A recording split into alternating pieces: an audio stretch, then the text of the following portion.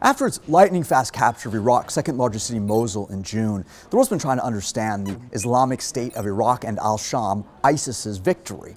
This puritanical faction of Sunni Muslim extremists appears to be on the same page ideologically as al-Qaida, but its leader has defied al-Qaida by naming himself caliph, head of a self-declared state that can demand allegiance from all Muslims, and attempting to seize control of the global jihad movement. So how do you explain the bad blood between ISIS and al-Qaida, the parent organization that it now shuns? One common short answer is that ISIS's tactics are so brutal as to be repulsive, even to the masterminds of the 9/11 attacks. But that simplification ignores two significant points. First, that ISIS and its predecessors have targeted Shiite Muslims and even fellow Sunnis in ways that al-Qaeda's core thought counterproductive.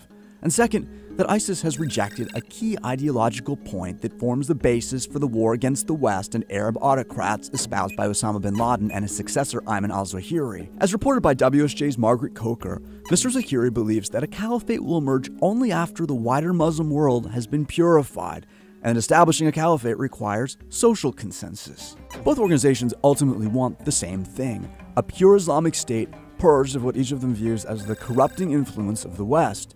That purified state will be ruled by a caliph, as the leader of the Muslim world was called in the early days of the religion.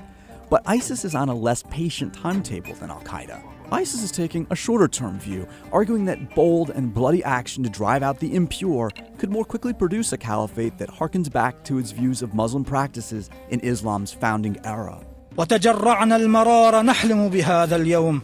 So on the first day of Ramadan, on June 29th, ISIS announced the creation of its so-called caliphate. Abu Bakr al-Baghdadi, the leader of ISIS, a little-known figure in the Muslim world, emerged on July 4th, declaring himself caliph. He called on Muslims to immigrate to the territory his group has seized in Iraq and Syria to help build an Islamic state, one that would return their dignity, might, rights, and leadership. What's behind the split between ISIS and al-Qaeda? Let's go back to the mid-2000s. Al-Qaeda in Iraq was then led by Abu Musab al-Zarqawi. Zarqawi got a cease and desist rebuke from bin Laden and Mr. Zawahiri, who in documented letters ordered him to stop his indiscriminate attacks in Iraq that were killing Iraq's majority Shiite Muslims as well as dissenting Sunnis.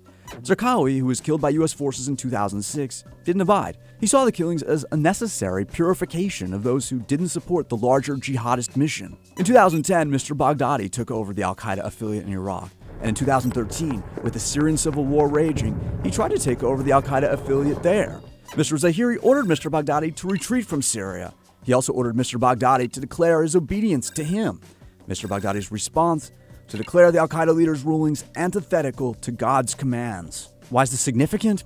According to U.S. government estimates, ISIS has about 10,000 fighters spread from Syria to Iraq, and an expanding empire including control over some of Iraq's prime oil facilities.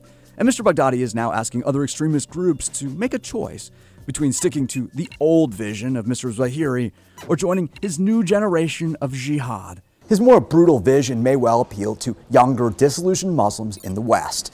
If Mr. Baghdadi is successful, that new state would have untold global implications, including possible new terrorist attacks far from Iraq that could shape the future of global terrorism.